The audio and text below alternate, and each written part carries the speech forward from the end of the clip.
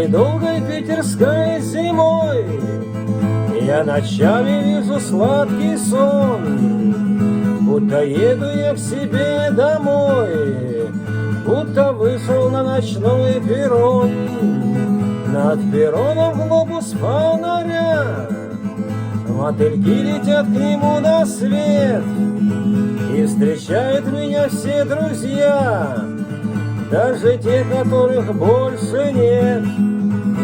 Я в Раковке, где подсолнухов маковки, где полынь да смородина, где мой дом, моя родина. Я в Раковке, где подсолнухов маковки, где закатов пожарища, где друзья да товарищи.